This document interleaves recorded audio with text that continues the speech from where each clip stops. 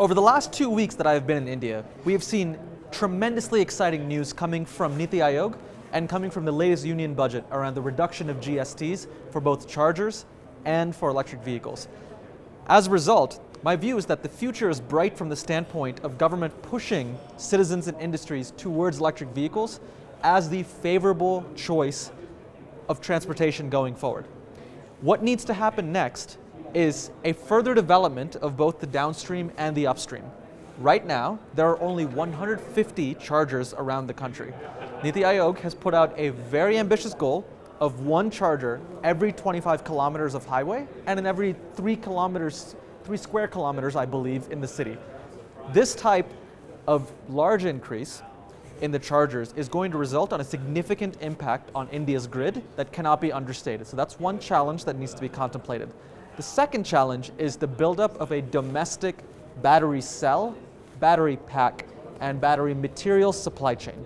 Right now, India does not figure very prominently in these industries, but they are industries that enable the electric vehicle revolution to happen here, and those investments still need to happen.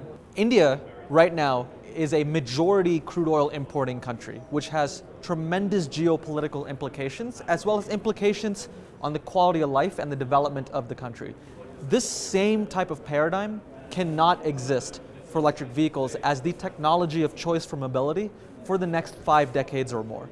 As a result, India must develop its own supply chain internally for battery-grade lithium, nickel, cobalt, graphite, as well as cells and packs. Now, indigenous resources are not economical, given current technology. As a result, one of the best ways in which to develop recycling further is to develop a supply chain is to take advantage of battery recycling. There are many great companies in India that are looking seriously at battery recycling. One good example is a company in Roorkee called Attero. Beyond them, there are also companies internationally that are looking at battery recycling. But that, in conjunction with a greater consciousness around domestic supply chain, is something that India should strive towards for the next decade.